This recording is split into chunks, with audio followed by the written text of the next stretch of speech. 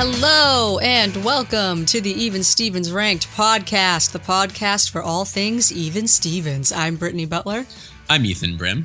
And today we are talking about Season 1, Episode 8, Family Picnic. Family Picnic. I've been meaning to mention the production order for the next few episodes. From now to Episode 14, those are all in production order and airing order the same. So that's pretty cool just to know that these episodes were meant to air when they aired. No out of order nonsense. This episode has a 7.0 on IMDb, which I think might be the lowest on there so far. It's like by a lot, actually. Yeah, so this is the lowest one on there so far. It also has an 8.6 on TV.com, which is also in the lower tier of the whole series. Yeah. This episode was directed by Mark Rosman and written by Mr. Matt Dearborn. Yeah. Is it the first one he's written so far, right? Yeah, I think so. Yeah. So that's pretty cool. Yeah, it's cool. I have this episode at number 41 on my list, and this is a big difference here because Ethan... I have this as my last episode on my list. Yeah, number 65, dead last. And I know we're trying to watch it and think about where we have it ranked before we look, but I already knew it was 65. Yeah. I mean, upon rewatching it, I think I would... I mean, I don't know if... It doesn't... When you watch it, you're like, this doesn't feel like the last place, but it's probably the only episode where I don't really laugh. Really? At all. Yeah. And I think that's why I kept it last, because even in All About Yvette, as much as I hate the Charlotte and Ren stuff, I love the Lewis stuff with Tawny. So honestly, so far, I think I'd keep this at last place. Oh my God. The only other one where I think I might have it lower, and this is not till season 3, one of the last episodes, is In Ren We Trust. Yes, which we've mentioned a few times on this podcast. This one's not famously bad, and it's not bad. It's just so not. There's no character in it, in my opinion. What? I don't know. I mean, it just feels like a sitcom more than even the music. It's very sappy 90s sitcom music, like the score. I don't know. It just doesn't feel like an Even Stevens episode. It feels like someone's came in to and it was written by Dearborn, which is bizarre because he's written some really good episodes. And even the directors directed some good stuff. I don't know. What do you got? Well, I actually forgot to do the guessing game again for this, but when I thought back about it, I do remember thinking, just briefly, I wonder where this would be. And I remember thinking it was probably in the 40s. I didn't narrow down an actual number, but it's 41. So still in the ballpark. Well, first of all, this episode's synopsis. On IMDb, there is no synopsis. You don't need one. There's no synopsis. There's no synopsis either. Yeah, so I was like, okay, I guess I'll just read what I had as my synopsis. On the blog, I wrote, the annual family decathlon rolls around and Steve is extremely into it. Extremely. He makes the whole family participate every year, but Lewis, who always feels like the outsider and isn't exactly athletically inclined, cheats in a competition he knows he doesn't stand a chance in. Yeah, that's it. That's pretty much better it. than anything IMDb would have had anyway. So general thoughts? I put Lewis is very underutilized. He's still pretty quirky, but this is the episode where he's perhaps the most contained as far as, I feel like they tried to make him a strict underachiever. Oh, I want to do this for the family. Oh, I don't fit in with the family. I'm not as competitive as everybody else. And he's still kind of like a rascal, but then he feels guilty. It's just he feels so structured. I mean, Lewis makes the show, and if he's not going all out and they try to contain him, it's just not going to be a good episode. See, that's funny because for my general thoughts, I said that Shia is brilliant, and that there's a nice lesson, sort of. I like that Lewis actually has a conscience. Sure, yeah. And I like that there's a little bit of bonding between Lewis and Steve, and even there's a little moment with Eileen as well. Yeah, true. Which I really love. He even has a thing with Tawny too a little bit. I said I love the Lewis and Tawny moment as well. I like that there's no subplot. Mm-hmm. I said I laughed a little bit more. I said the montages were a little overkill, though, and it makes the episode feel a little empty, like not much is actually happening. Yeah. I actually thought there were quite a few funny lines and some good character stuff. That's what I wrote. The character stuff was good. You're right. The montage, I didn't love it, but there weren't any lines that I mean, the thing I picked for favorite quote was a quote that I never even really gave two thoughts to. I mean, I knew the quote existed, but I never really thought about it in this way. It's just now you got me wondering what that is.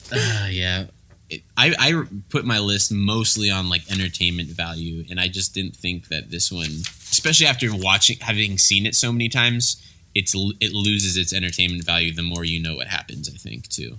If this is my first time watching it, yeah, sure, I might have thought it was good, but see, that's funny that you say that, because I actually had a 3-way tie for my favorite quote, and I still can't pick it. But I do think I have. I do think I have. I can't even think of what I think of one that there's one other one that I was when I was watching, I was I guess this is the best quote so far. This episode does not connect with me for some reason. Wow, I thought this episode's pretty funny.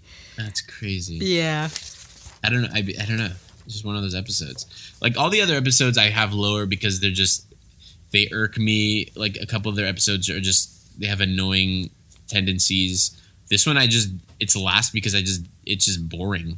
In contrast to, there's that part in Easy Crier that we don't like, where Lewis only sort of does the right thing because, but he acts like he has no conscience about it. That's the only thing that doesn't make it a perfect episode in my opinion. Yeah, they make him seem like he's a person with no heart or any sort of, whatever. So I really liked the way that they made that a big thing in this episode, is that Lewis feeling, actually super guilty about doing this. But it's also not that nuanced of a they parallel the Telltale Heart and use that as an allegory or whatever. Yeah, he cheats and then he's guilty about it. It's so black and white. It's for me especially rewatching Easy Way, where it's so nuanced, his conscience, and you see him torn between these two things and why he's torn between these two things. Mm-hmm. And whereas this one, it's he just cheated, and it's so face valued. It's just not unique enough maybe for me compared to some of the other stuff. I can see where you're coming from, I guess, but I really don't see anything that wrong about this episode where I would be well, exactly. It's one of those episodes that could be sort of placed anywhere because of its and that's true, but because it's not funny at all to me, honestly, it's literally the only episode that I don't find funny at all, on top of the fact that it's just there. That's what makes it I think in last place for me. The only bright spot is the thing with Steve and Lewis, I think. But then again, I liked it better in the Raiders of the Lost Sausage. Yeah. So I don't know. Or Uncle Chuck even. So let's jump into the plot points, I guess, so we can talk about this a little more in depth, which is funny because I didn't think that there was going to be that much to talk about, because this episode went by really fast for me and it didn't really feel like too much was happening, but I still enjoyed it. But judging from our general thoughts, it seems like... Well, it almost feels like 2 episodes in one a little bit, 2 parts. So... this episode starts at the end. Here I am. You're probably wondering how I got to this point. Well, in order to tell you, we got to go all the way back to the beginning, sort of thing. Mm-hmm. And it's narrated by Lewis. We see him mowing a lawn, really struggling to mow a lawn. And he starts narrating it and tells us that Steve's law firm hosts an annual family decathlon. And that, Steve is super into it. He takes it really seriously, and he makes the family compete every year as Team Stevens. Yeah, they basically cut from Lewis mowing the lawn. It rewinds a little bit, and then it cuts to the Stevens family in their backyard, preparing for the picnic. Steve bought these shirts that say Team Stevens on them, baseball-style shirts that say Team Stevens on them. And, of course, we find out that Lewis is not really all about that life. He's not the biggest fan of the family decathlon. I mean, that's pretty much the whole opening. I relate to Lewis in this regard. I mean, Lewis is a type of guy who's not just competitive for the sake of being competitive. He's competitive if it's something that he feels like he's passionate about. Mm-hmm. And even then, I don't even say he's competitive in those regards. I think he's just puts it all out there and he's passionate. And I don't know, Lewis just isn't like a competitive guy, I don't think, in the purest form, like the rest of his family. Mm-hmm. Who are just competitive about climbing a tree or carving a turkey. And then it's not until, Lewis has an actual motivation to make his dad proud. That's what makes him competitive, not just the sake of winning. Mm-hmm. Right. So at the end of this opening scene here in the Stevens backyard, we get a really nice moment with Lewis and Eileen, which always sort of warms my heart. I love when they're having this little conversation because Lewis is basically telling Eileen that, he doesn't really want to do the picnic and, he'd rather go to the social event of the year, which is this Jackie Chan movie. I really want to go. Honey, it's just a movie. No, Mom. It's not just a movie. It's the new Jackie Chan film. In the first scene, he wipes out an entire evil army with one noodle. I do like that line. Define noodle. Like a pool noodle? No, I think because it's supposed to be like a racist thing. Wait, really? I'm pretty sure. It's supposed to be like a Chinese thing, like a chow mein noodle or something. Oh my God. Isn't that great? Okay. It's so 2000s. Yeah, I'm like, well, maybe that didn't age so well. Yeah. But I literally, my only thought was just a pool noodle. I had no idea. It's impressive, though, if you're Jackie Chan, to take out an entire army with just one chow mein noodle. That was my one thought. I was like, is it a pool noodle or like a pasta noodle? I was like, if it's a pasta noodle, that's impressive. So Lewis would rather see this Jackie Chan movie, but Eileen's like, no, you know how much it means to your father. Mom, I want... Besides, Lewis, you don't think we could win without you, do you? Yes. We could not. Crazy legs. Mom, don't start with the crazy legs. Mom, crazy I'll legs. go to the picnic, but I'm not doing that, okay? Serious. No means no. Like, it's such an organic moment. I really love it. Like, you can tell Shia is genuinely laughing. Like, Eileen's sort of pulling him in. She's like, crazy legs. And he's like, stop. Like, stop with the crazy legs. It's a good moment. Like, it's super cute. Like, you can tell he's genuinely breaking. Yeah, I just really love that because you don't really get to see, I don't think, like, too many sweet moments like that with him and Eileen. You see a lot of Eileen and Ren. Yeah. But yeah, that's probably one of the only ones, you're right. Mm-hmm. So I always really liked that. So basically, Eileen keeps calling him crazy legs and Lewis is like, no, stop with the crazy legs. Like, I'm not going to do that. And we don't know what he's talking about. And then it cuts to a shot of his butt walking down the street, just being super sassy. And this amazing stock music plays that I just love. Oh man, I love total Bee Gees ripoff. I love that stock music. Oh my God, it's always in my head. And so we find out that he got the name Crazy Legs from his unusual technique in the egg race, where you hold an egg on a spoon and try to walk as fast as you can to get to the finish line without dropping the egg. So he's sort of practicing on the way home from school, I guess maybe, with Tawny and Twitty close behind, and they're just sort of walking and talking, and Lewis basically tells them that like he doesn't really want to do the egg race, but he's a Stevens and that's what they do. So yeah, there's also that line there where I'm like, that was probably inappropriate. Which one? It's hard to explain. I'm a Stevens, and we have a motto. You dream it, you scheme it, and you cream it. What does that mean? I don't know. I don't know if it's meant to be. It could be taken that way, though. Well, because it's like the way he says it, and then she's like, like she looks into like Twitty, and they're like, I was like, I don't know. He says he has a $400 racing spoon. Yeah. His dad bought. First of all, I have questions.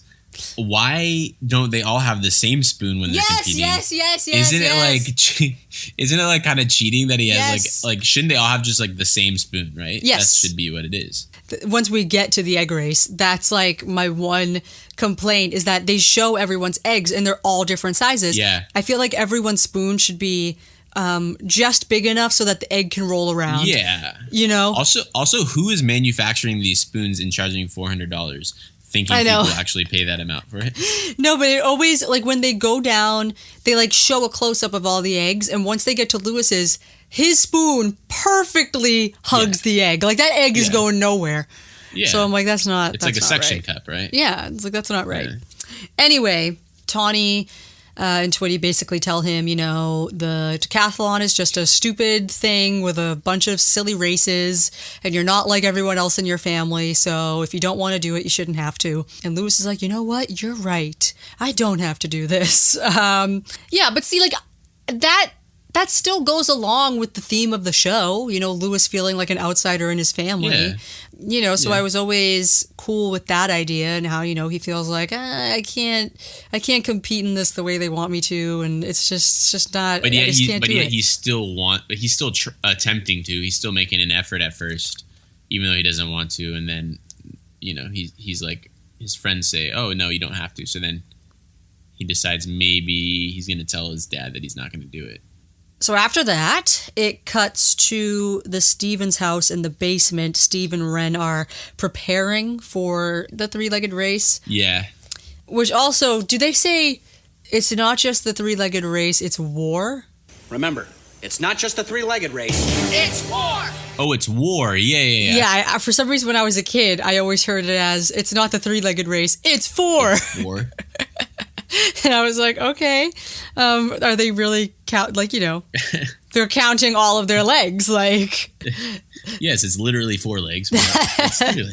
Yeah, so Steve and Ren, they're just kind of trying to go over a game plan for what to do with the three-legged race. And they have like that like football technology of like writing digitally. And they loop around that one cone. I'm like, you lose so much time looping around that one cone. Well, not just that. It's just like, why do they have this like stuff in their house? Like this sort of technology in their house in 2000. Also, like the course for the race is very set in stone. It's not like a drag race where you're doing like 4 miles. And it's not like you could just go wherever you want to get to the finish line. You have to stay on the course, guys. Like, yeah, and also it's like a circle, right? And they never show them doing the three-legged race in the actual a montage or nope. Right? Yeah.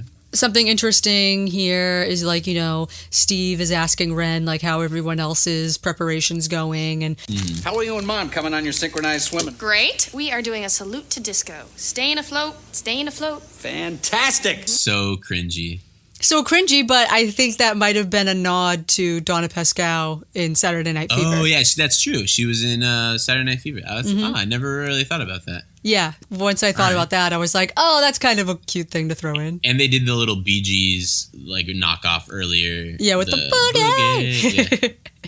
Yeah, that always sort of stood out to me. You should submit that on IMDb, the trivia, because there's no trivia for this episode on IMDb. So then Lewis was going to head down to the basement to tell them that, you know, he can't do the thing. And then this is a moment that really bothers me, though. It's kind of like similar to the bus switching. I know exactly what you're going to say. That happens in head games. Yeah, it's like so easy to get out of. Why can't you figure this out? Right? Yeah, so easy to get out of. Why is this happening? So Lewis is sort of like spying on Ren and Steve in the basement. They're sort of just, you know, talking about the family. And so Lewis is ready to tell them, oh, no, I don't want to do this, you know, family decathlon. But then he overhears Steve saying, you know, Lou has the heart of a lion, and, you know, he's so great. And, you know, a line I really like. Let me tell you something about Louis Stevens. You know, he learned to walk at 6 months. I'll never forget it. Your mom and I were in bed reading the paper. We thought Louis was in his crib, but no. Here comes old Lou, waltzing in like he owned the place, still in his diaper, climbed right into bed with us. Now, granted, he didn't speak until he was 4.5, but the point is... Now, granted, he didn't speak until he was 4.5, but... Yeah. The point is... I always liked that. So then once Lewis, you know, hears like, oh, his like dad, you know, really believes in him, and he thinks, you know, he's great and he's excited for this. Lewis was spying by sticking his head through the banister, the, you know, spaces in the banister. I guess he decides, oops, never mind. I'm just going to leave. I'm not going to tell them I can't do it anymore. So he tries to get his head out of the banister and tilts his head all the way to the side to try to take his head out. There's so much room in the banister, by the way. There's so much space. There's so much space within where his head is. Like, to get his head in there, he just put his head straight in, no problem. To take his head out, he's like, let me twist it all the way to the left and, you know, make sure my chin gets caught on the thing. It's so ridiculous. It's ridiculous, yeah. But it was a plot device so that Lewis can break the banister and go falling into a box that is just conveniently right there, full of those packaging bubbles. Steve and Ren walk over with their three-legged race thing going. They walk over to him in the box. Son, are you okay? I'm fine. I came to tell you that I can't. Can't what?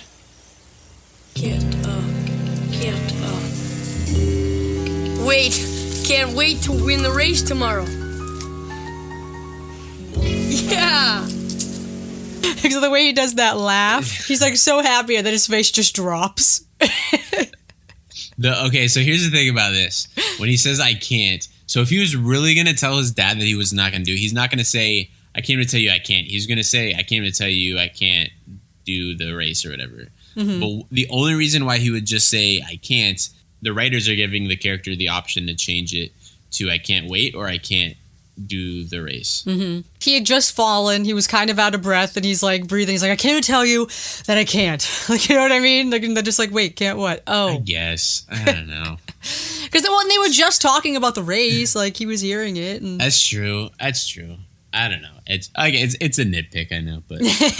But yeah, I just love Shia's facial acting there when he's he's laughing and then suddenly his eyes go shifty and his face just totally drops. Yeah. Oh man, yeah. So then it just does a hard cut to the decathlon, which is kind of weird. And that's the second hard cut so far because the other one when he was talking to Eileen, and then he goes to the spoon. Yep. And there's this music playing in the background, like generic, you know, sports sounding music, but it's also the same music that they use in Boy on a Rock during Tom's flag routine. It's like, And in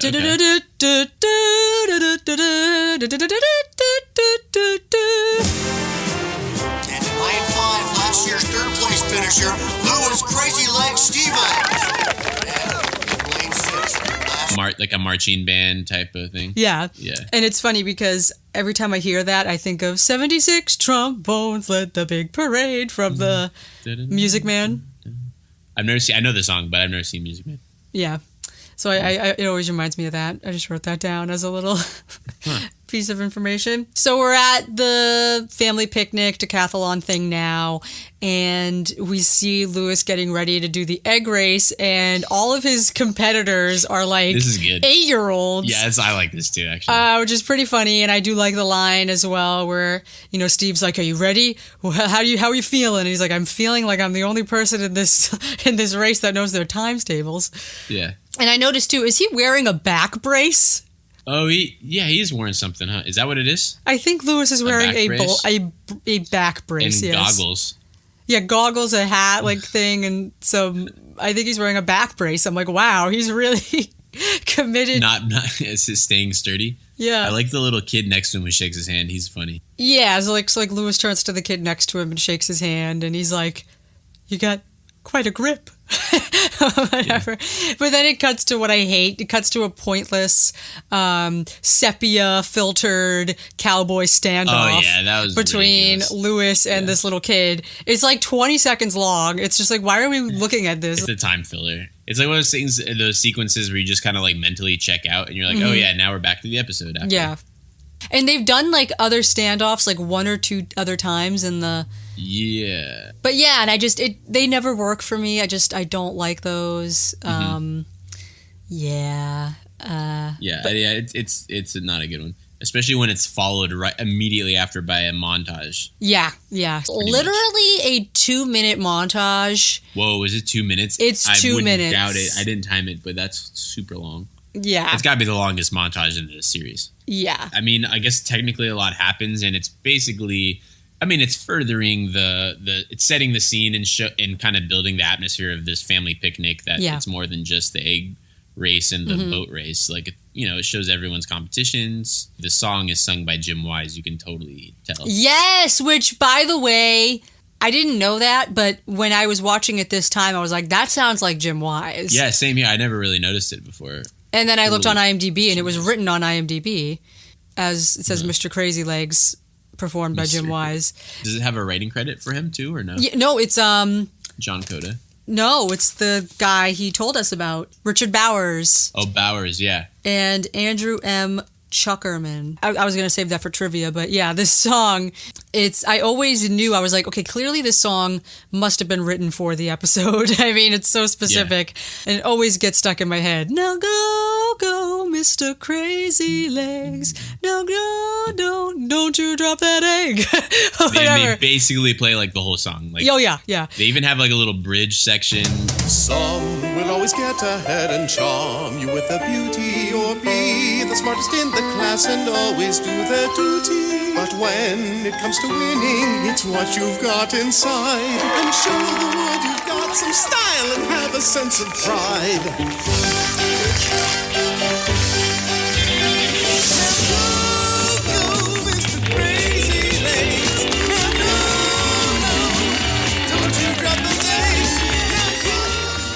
The different things we see during this 2-minute montage is basically every family member doing their own sort of competition. So we see Lewis doing the egg race. We see Ren in a homemade pie contest.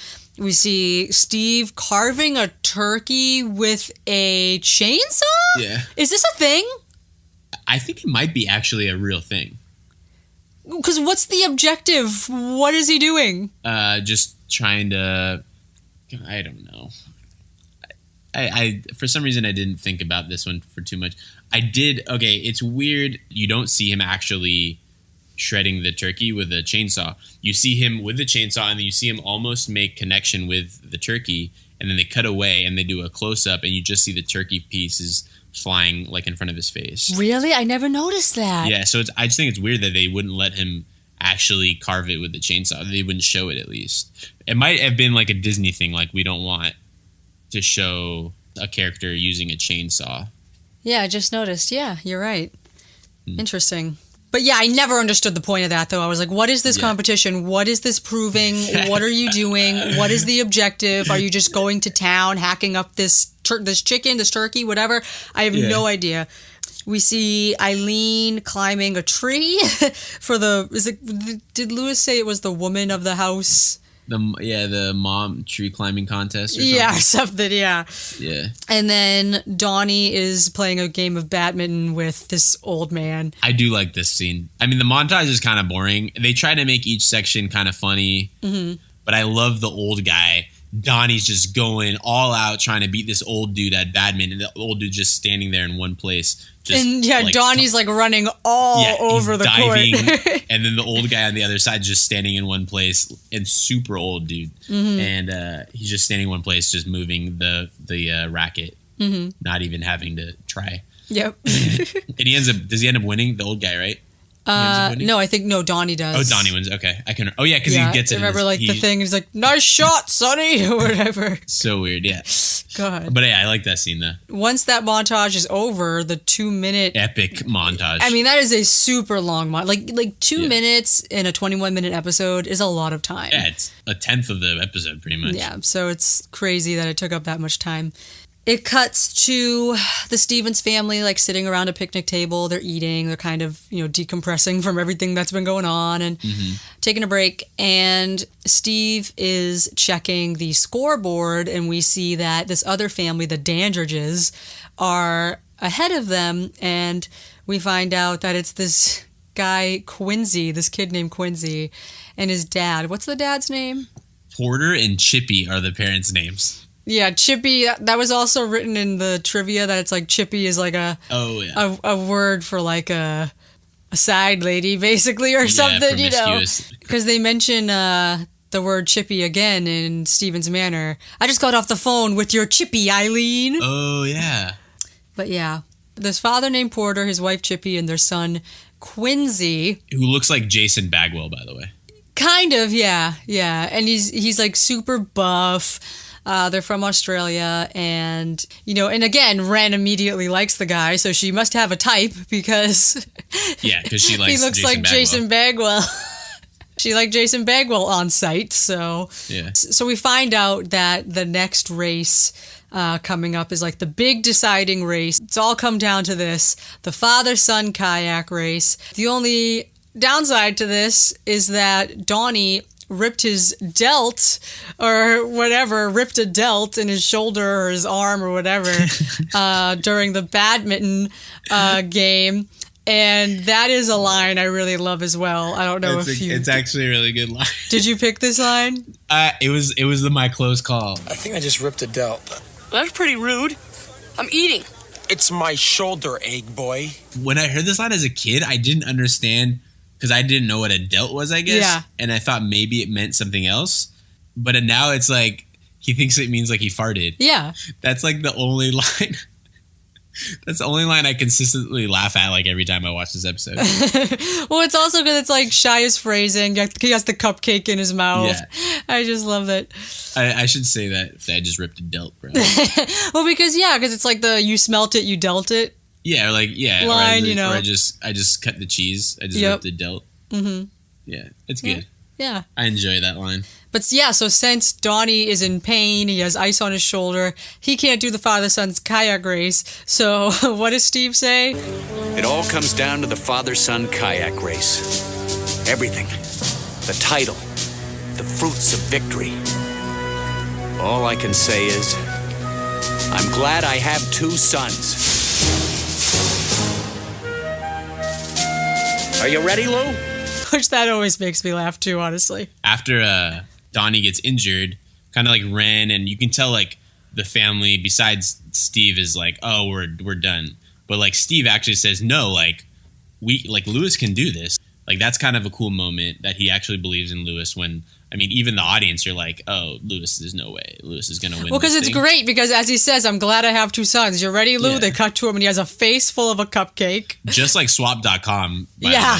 Same exact sequence. Clearly not ready to take on Quincy in the kayak race. Well, I mean, it also just might be Steve is just happy that they have a chance to do the race, period. Sure, yeah. That's true. Not necessarily that he believes Lewis can do it, but just, hey, we're still in the running.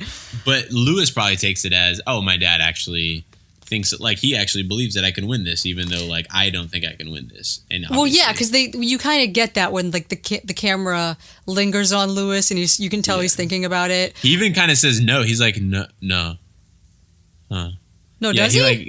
He literally says no. I'm pretty sure he like says no. Like he shakes his head. I don't think so. I think he's just thinking about it. No, I should watch it. Or like he like kind of says no. Like he almost says no. No, he doesn't say no. He says what? No, he says no. No, he doesn't. Are you sure? Yeah. No. He's like, you ready, Lou? And he goes, what? But isn't he like he's kind of shaking his head. But he says like, what? Okay, so he like almost says no though, right? And he's like sort of shaking his head a little bit, but then like you start seeing him thinking about it.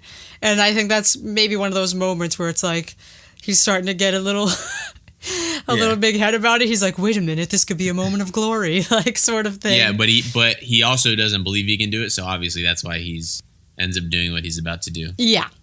We get more narration from Lewis, and he's talking about how it's time for the father-son kayak race. My dad, this means so much to him. The one thing he cares about is that, the family can put their mind to something and achieve whatever they want and whatever. And it's like this big thing. Lewis basically says how he doesn't want to let the family down or his dad down. And so I do like this quote too, where he's like, and right now, I'd do anything I could to help him win this family decathlon. And I mean anything, including cheat, which I did. I just that's a good line too. I just like the way he says it. Yeah, he says it. He delivers it really well. Yeah. We get another bit of a rewind situation where we see that Lewis drilled a hole in Quincy's kayak before the race so that Quincy would, his kayak would sink and Lewis would win. Even as a kid, I never got this. Lewis drills the hole in the kayak while Quincy is sitting in it. Yeah. First of all, how does Quincy not hear that? Yeah, it's never made sense to me. And then secondly, by the time the race started, it already would have been sinking and the plan should have been foiled. Yeah. Also, when Porter and Steve start off, Porter's like 10 feet in front of Steve. Yeah, I saw that at too. At the beginning of the race, he starts out in front of him already. Yep. The long and short of it is that Lewis cheated in the kayak race by drilling a hole in Quincy's kayak. And he wins. Lewis wins. And I just think that's so freaking funny because, Lewis Stevens, this kid who we hear later on in one of the episodes gets cramped up and winded just from tying his shoes. There's no freaking way that he would ever beat him. But no one questions it. No one questions it at all. Yeah. Not only that, Quincy is clearly sinking. Like something's clearly wrong with his kayak. He's like something's wrong with his boat. Clearly something's wrong. Two, I think maybe they're like, oh, he won because of default because his canoe sunk, but they were just happy that he won. You know what I mean? Like they didn't question why I think it's not that they didn't question why Lewis won. They didn't question why the canoe sank, I think. Yeah. I think that might be it, more so. Mm-hmm. But this just shows like the fact that Lewis cheated. I think he's so far removed from the motivations of his family. Like in his head, he thinks his family just cares about winning and that's it. And he can't relate to that so much so that he just wants to give them what they want, what he thinks that they want. So he cheats. And so that's, I think, one of the reasons he doesn't see anything really wrong with it at first. Because he's not cheating to win. He's cheating so they can win, I think. Well, he says that later on. And to make his, that's true too, right? Like a small detail that also always makes me laugh right after this, when they hoist Lewis up and then he takes the big trophy and pretends like it's an oar. Yeah, that's a good one. That's just one of those like little improv things that he's doing. It's hilarious. That's good. That's like one split, moment of like Lewis being like full of himself, like, I'm amazing, Lewis. Where suddenly it's in slow motion too, which is just even funnier. He's just like, whoa, like look that's a at good me moment. go. That's just Shia having really like fun with the moment there, and you can tell, he's just making the most out of it. But it's so funny. That's a good snippet. So good.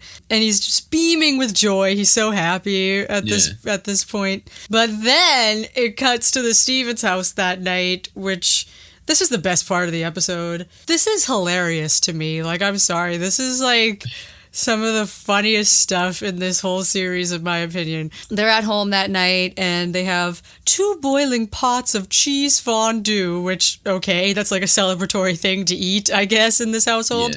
They're all praising Lewis for a great job. And so Eileen, she asks Lewis what kind of cheese he wants. Did I tell you this kid has the heart of a lion?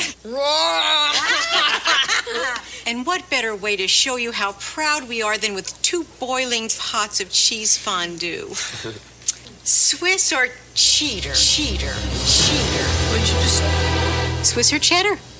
Oh, because I thought you said Swiss or cheddar, because you said that.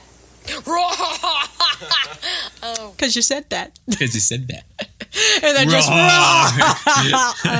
he's like, remember that thing I did? Yeah. I mean, like, this is what I'm saying. Funny. Like, the episode, I think it's just like, I'm so used to it maybe, and it's just like the things aren't as like surprisingly funny. Like, I'm smiling while I'm watching it. I'm just not like laughing as hard as like every other episode. But yeah, I don't know if I said it yet, but basically this is going into what I call the cheater montage. Sure, yeah. It's really only like, it's not really a montage, but it's just kind of like... Yeah, it's like 3 little instances. So I call it the cheater montage. So we go from that first one of him hearing them say Swiss or cheater, goes to watch the football scores or something with Donnie. In the summer. In the living room.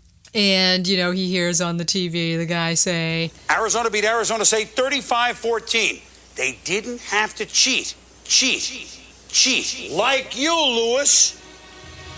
Cheater. What did he just say? Arizona beat Arizona State 35-14. Zona took him, man. So Chris Berman, he's like a commentator. Like that's actually like a pretty big cameo. Like if you're into sports and stuff, like especially early on in the show, that's a pretty big cameo, I think.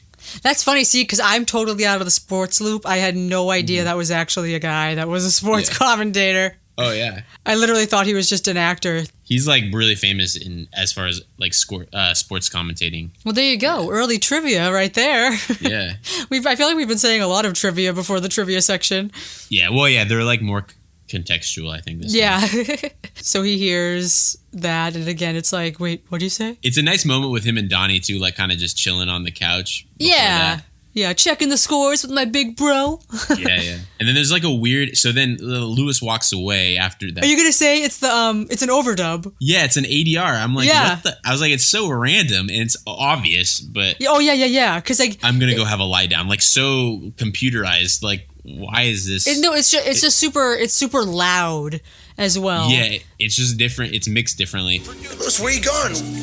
We still have an hour of scores left. I'm gonna go have a lie down.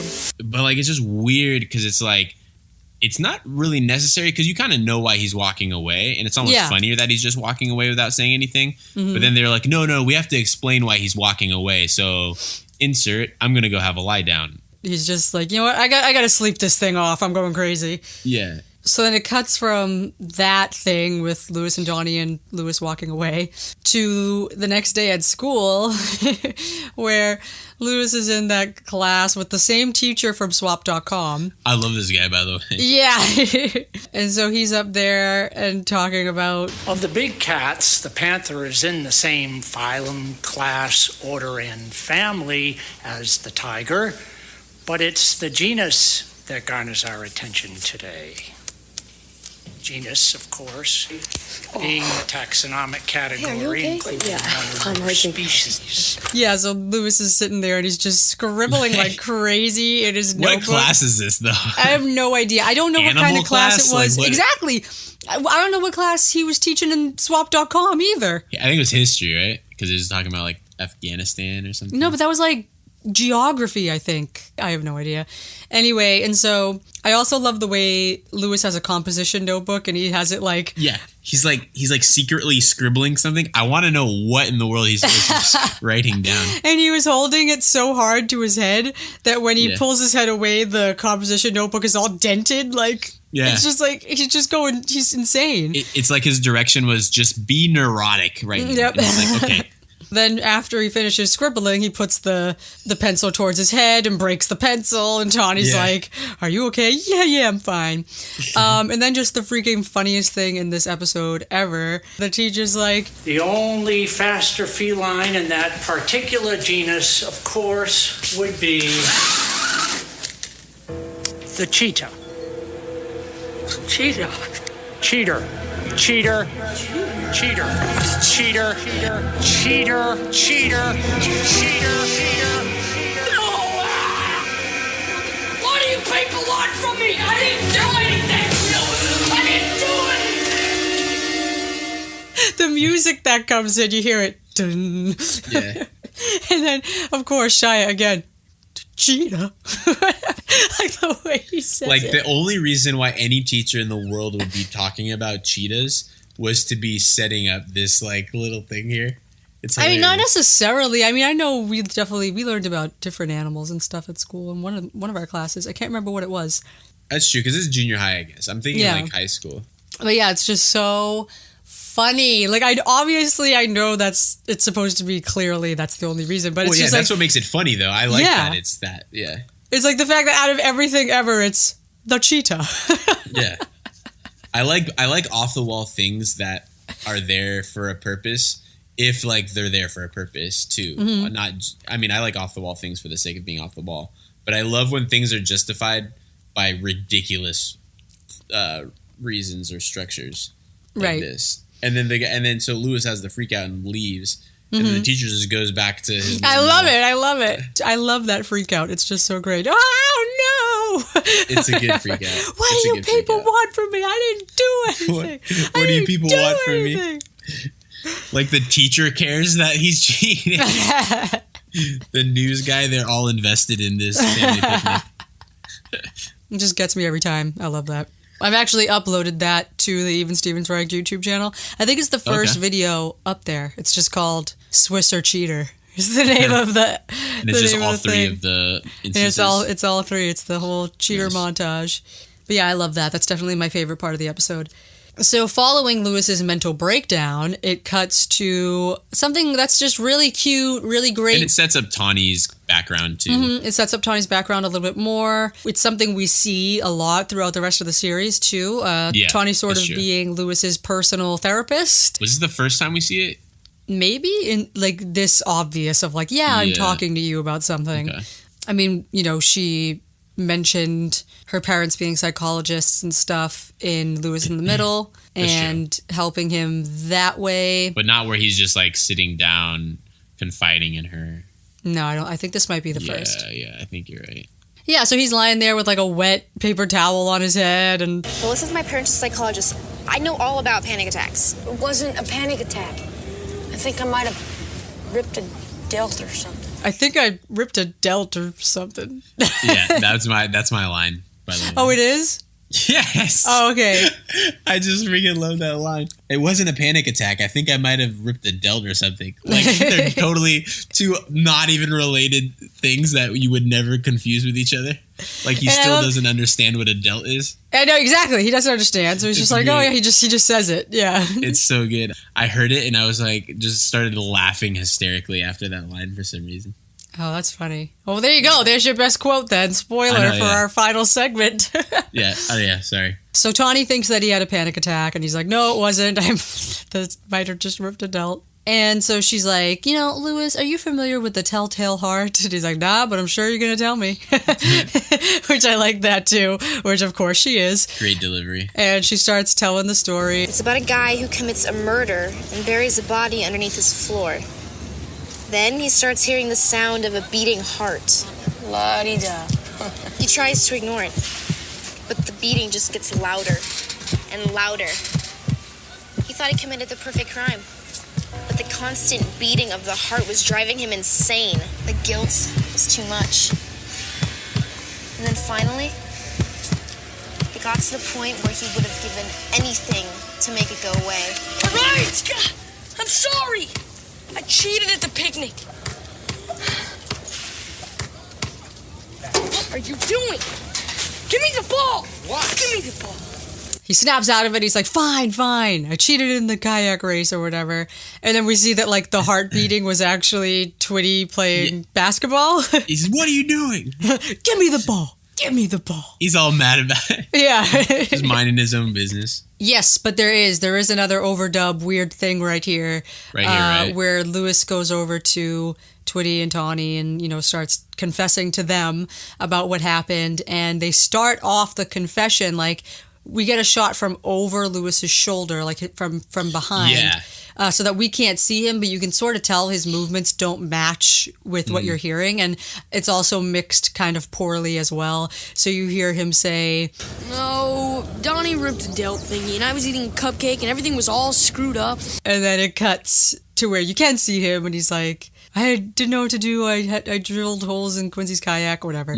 But it's kind of funny. Like, even though I hate that line is like an overdub, ADR or whatever, I still think it's kind of funny to just like give someone no context and just be like, Donnie ripped a delt thingy. I was eating a cupcake and everything was all like screwed they were up. there and they understand what happened. Yeah. And then he walks away and they're like, did you get any of that? It seems like they feel it and they're like, wow. And then suddenly, did you get that? No, not at all. Yeah, this second half of the episode is definitely, I think, objectively better than the first half of the episode. I mean, you agree though, right? Well, I mean, the cheater montage in itself being in the second half of the episode, true, then obviously. Yeah. I would think it is, but yeah.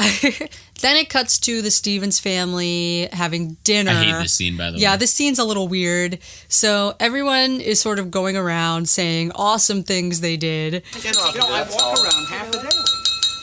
I have an announcement to make. I passed a new bill today. Oh, honey. Good job, Mom. Oh, that's a long time. You're the man.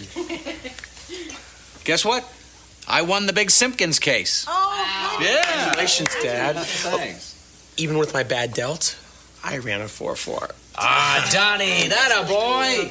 And I aced my algebra quiz. Red, good for you. I mean, I think it's kind of funny the way this whole family is just so like, who talks like this? Like, well, it's supposed to kind of mock them, right? Like in a way, I feel like the writer and Dearborn, like they're trying to show us how sickening these people are. They're just patting each other on the back for each other's accomplishments, and it's like the high society, right? They're just talking about how much money they have and all that stuff. It serves that purpose, like to mock them, but at the same time, it's like it makes these characters seem annoying. Yeah, and you don't want to feel I mean, you still like the characters, you love the characters, you don't want to think they're annoying. And this is like representing their core, like who they are, and they're trying to present them as annoying. And then Lewis, the thing with Lewis is funny. Yeah, and so like they're all going around saying all the great things they did, and then they get to Lewis. I cheated in the kayak race. Hey, Lou, good news. That's great. Did you hear what I said? Of course we heard you. You said you cheated on... You cheated on the kayak race? I sabotaged Quincy's boat. Why? Well, I did it for the team, you know, our team, Team Stevens. Lewis, where do I start? Steve's reaction to it, I think, is really realistic. Like, you can really tell the disappointment on his face. Yeah, so as soon as Lewis says, as his good thing that he did was cheating in the kayak race, the floodgates open, and this entire family goes from like, maybe that's the whole point. It's supposed to be juxtaposed immediately, like, oh, we're all so wonderful. And then the next minute, actually, we all did this. Yeah, of course. Wait a second, Dad. I have a confession, too. The old man in the badminton match was giving me a pretty good run. And then he hit one right on the line, and the ref called it out. And I didn't say anything. I deserved to rip my delt. Okay. In the homemade apple pie contest, I used a store-bought crust. I can't believe you kids cheated. Steve, it's not just the kids. Well, I was in such a hurry to climb that tree that I punched a squirrel. Mother? Well, I mean, I know it's not cheating, but it's really not very nice. I'm sorry, Dad. We all are. It's not your fault, guys. It's mine. Dad. It's interesting, though, like, you look at everyone who, like, quote-unquote, cheated. Whereas, like, the other three, not Lewis, they were doing it to win. Whereas, like, Lewis was doing it to make his dad proud, like, for his dad to win. This is where he says, they're like, why'd you cheat? And he goes, well, I did it for our team, Team Stevens. But, like, the other three were doing it literally just to cheat. I mean, obviously the dad was putting pressure on them, but it furthers these people, like, so, yeah, you see the first, like you're saying, it juxtaposes, they're all doing these good things, and then it juxtaposes it with they're doing all these bad things, but at the same time, like, to the audience, they're both bad things. Like, they're both annoying. And then they're talking about how they cheated. It's just, like, furthering this. Yeah. So Steve feels pretty bad about it and gets up and walks away. Then I'm assuming later that night, before bed or something, they're in the basement, Steve and Lewis, and they're sort of just playing a game of pool. And they're talking a little bit. And Steve says, I don't mean to put so much pressure on you. I just wanted you to know what it feels like to set out to do something and then accomplish it. Now I wonder what I've actually taught you guys. You taught us that it's better to play fair and lose than to win by cheating. Well, that's what you've always taught me. This always bothered me. You've taught us that it's better to play fair and lose than to win by cheating. Well, that's very specific advice. They just threw that in there to make it sound wrapped up in a nice bow, but it's just kind of a cop-out ending, I think. But it's also just kind of like, it's such a specific thing to say, too. Yeah. And especially, like, in relation to what happened. Like, if Lewis is saying that his dad always raised them, telling them it's better to play fair and lose than win by cheating, except that's exactly what Lewis decided to do, even though apparently that's what his dad has always told him. If he's basically saying, yeah, you always taught us this, yeah, you're doing a good job, but it's like, they all cheated, though. So obviously his competitiveness is to them overpowering this lesson of not cheating, which is basically what happened. I think it doesn't end strong at all. I have always felt that way. It just kind of throws that line in there and thinks that it wraps everything up, but instead it creates more problems, I think. Yeah, it's true. Out of nowhere, it just sort of ends. You don't really feel that much resolution. Yeah. And so it's like, so literally, and I always hated this too, actually. Steve is just like, come here. And they hug. And then he's like, I love you, Dad. And he's like, I love you, son. And then they go back to playing pool. And then we get like 1 second of Lewis narrating. So, me and Dad are cool. So, me and Dad are cool. End of story. End of story. Like, he just reminds his dad of something that he taught him, maybe. If I was Steve, I'd be like, well, I obviously still didn't do a good job. Yeah, I know, exactly. He's like, yeah, we're cool. It's like, you're cool. Okay. There was no actual conversation beyond that. It was just like, come here, son. I love you. So me and Dad are cool. Yeah, they're like, okay, we got 2 minutes to wrap this thing up. Let's just throw some lines in there. Bada bing, bada boom. We got an ending. Yeah. But then it comes back for the final minute bit, which kind of, I guess, wraps up the episode. Like, I always feel like that first ending feels like, but then it comes back and I'm like, okay, yeah, now I guess the episode's over. Lewis decides the right thing to do is to challenge Quincy to a rematch. Fair and square. Loser does the other's chores for a week. And of course, Lewis loses big time. The episode ends back at the beginning, which was really the end. And we see Lewis mowing Quincy's family's lawn, and it's kind of funny when he's like, boy, do those Aussies have a lot of yard work, and they zoom out. It's like the size of Disneyland. Literally. It's huge. And it's so poorly done in CGI. Yeah, I know. They just like copy paste. Yep. Copy paste. Yep. It's just like the same green layout. Yeah, you can see like all the spots that are copy and pasted.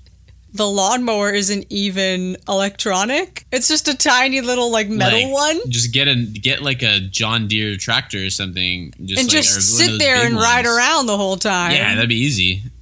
Yeah, but yeah, so the last line is him saying, if you finish this up, we'll give you a spot of lemonade before you start on the hedges or something. Yeah, it's like a sweatshop apparently. So yeah, that's the end of the episode. Final thoughts? Okay, before I watched this episode, I was like, nah, it can't be 65 still. It can't be last on my list. But upon rewatching it, like I said, like I would keep it at 65, I think. And I don't hate this episode. Like, there's nothing about it that I hate. I mean, obviously, a couple scenes here and there, but it's so much farther down than like the rest of the series as far as comedy and substance. And it just doesn't end well, like we said. Like, it doesn't feel like it's concluded. Honestly, that last scene's almost forgettable. Yeah. Whereas the last scene shouldn't be the most forgettable scene in the episode. No, I mean, I definitely I can see where you're coming from, and I agree to a degree. But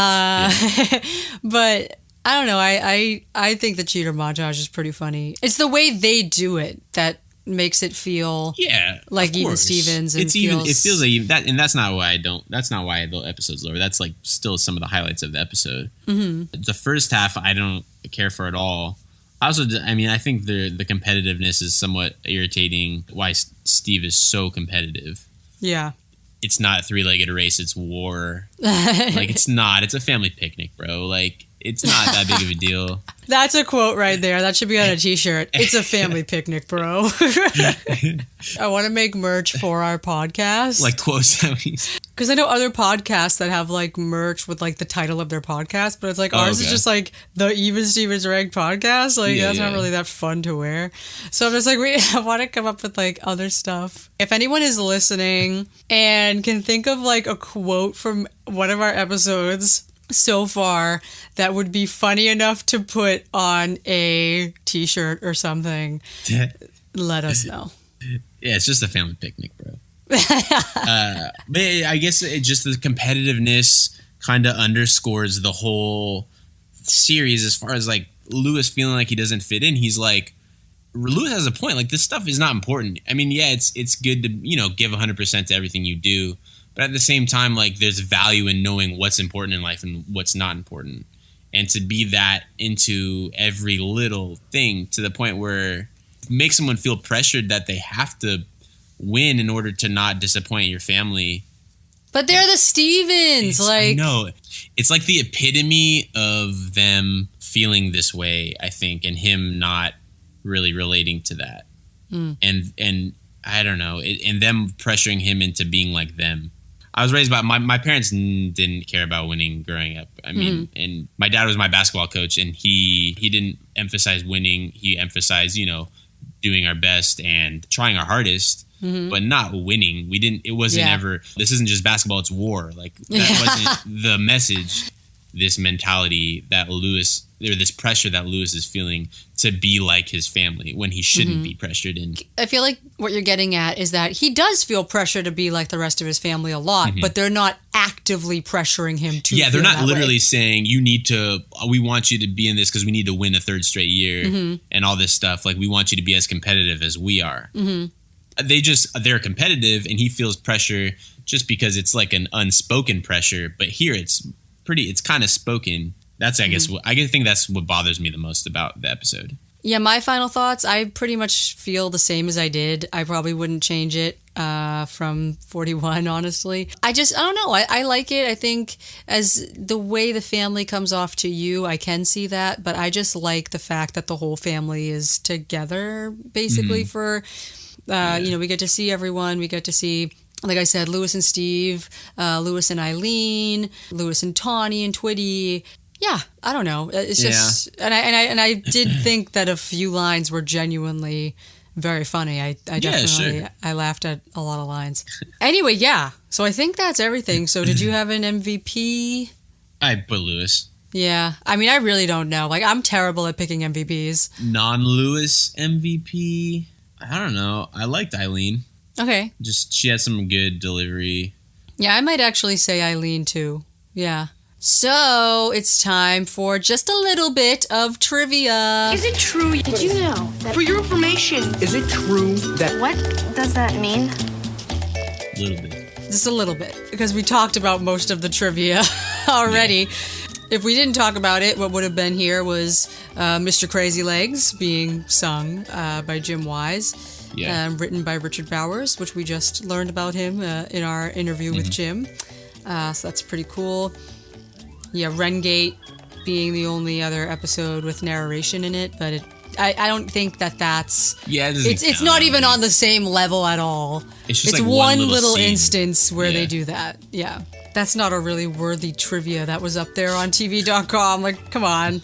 So yeah, and then something I always thought of too was at the very beginning, Lewis says that Steve's law firm is Deming, Deming, and Deming. Yeah. But in the actual pilot, he says that Steve works for Wyndham, Wyndham, and Stevens. I think that might be just, they went with it for one, and then they just kind of retconned it a little bit. Yeah. Because that whole Deming, Deming, and Deming, like, that always bothered me. And then the way he says, no, they're not related. I'm like, okay. And then one little small thing is that Ren mentions, she says, in the homemade apple pie contest. But in the actual scene, it just says, this is like all-American pie contest. They pan down all the different pies, and there's like a strawberry pie, a lemon meringue pie, but Ren later on calls it the homemade apple pie contest. And it doesn't say homemade, and it doesn't say apple on the banner. Maybe that's why she lost. Maybe that is why she lost. Yeah, so I think that's everything, unless you have some trivia. I just have so it was written by Dearborn. It was directed by Mark Rosman, who directed Life Size, which is, I love Life Size. I love Life Size, yeah. He also directed, the only other Even Stevens episode he directed was Luscious Lou. Okay, I like that episode. He directed 11 Lizzie McGuire episodes. Wow. And a Cinderella story. Oh, okay. And his first directorial movie, or anything, was a movie called House on Sorority Row, which is like a lot of horror fans. It's kind of a cult classic amongst horror fans. And yeah. As the related thing to the trivia section, pop culture, there is one bit where Eileen says, throw a shrimp on the barbie or whatever. And that's apparently a reference to Paul Hogan from Crocodile Dundee. Oh, yeah. People are so upset about that phrase because everyone's like, oh, Australians don't talk like that. Yeah. Yeah. What is one of my favorite quotes, but is ultimately not the one I chose for my best quote, Shaquille O'Neal reference, which I absolutely love that quote, which is when Lewis is talking about the decathlon and stuff at the very beginning, and how seriously Steve takes it. And he's like, now, does my dad take it seriously? That's like asking, did Shaq have a growth spurt? That's a good line. I love that line because it's a pretty good thing to say.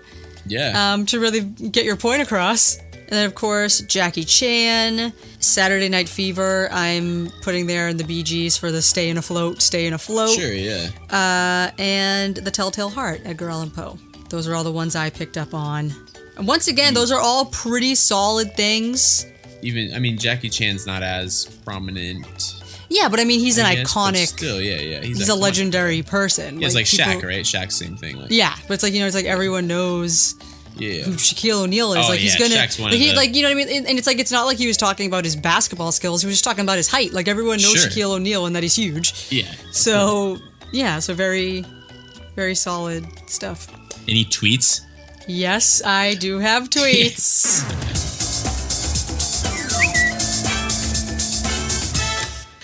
I'm so excited for this one today. All right, I'm excited. So this first tweet is from Lauren Yap, and she was responding to someone who was talking about Shia LaBeouf and how eccentric he's gotten. And this girl says to this person, she goes, I think we probably should have seen it coming since Even Stevens. Remember his crazy legs? He's a rebel without a cause. Nice. That's a nice reference. Okay. Like, that's like a pretty, this episode isn't, it's a deep episode if you, like, it's a deep cut. If you're talking like music, it's a deep cut episode. I feel like it goes under the radar a lot. Yeah. In my opinion, rightfully so, but, it's still, people don't remember this episode, though. Mm-hmm. Then another person at ShortyStyles18 says, wow, Tawny from Even Stevens just told me what The Telltale Heart is about in the funniest way. God, this show was the best. Same here. This is the first time I ever heard of The Telltale Heart was this episode. What? Oh, but not 10. Now. Yeah, okay, yeah. Yeah. No, like when I was like, or 12 or something, or 11 or 12, whenever I watched it. Mm-hmm. So, the mother of all tweets right now. This is the most intense tweet thing on Twitter for our tweet segment yet. So strap in. This is a series of 8 tweets from a person. What in the world? This is from at Aaron Izzle. Mm-hmm. This is the first tweet of their thread. So, I'm going to tell y'all a story about Even Stevens and one of the most influential times of my childhood. Next tweet. So do you guys remember that episode where Lewis cheated? They got some things wrong. And I actually wrote to them a while back and corrected them and sent them a link to what they're talking about. Mm-hmm. So just ignore all the things they got wrong right now. But, okay. So do you kids remember that episode where Lewis cheated on his exam and it haunted him for ages after? Next tweet. It haunted him in his sleep, in his waking hours. He would mishear things left and right because he was so goddamn guilty. Next tweet. There's a scene where he's eating fondue with his parents and his sister, who is a babe, by the way. Hard eye emoji. And his mom asks him, do you want fondue dip or cheddar? Next tweet.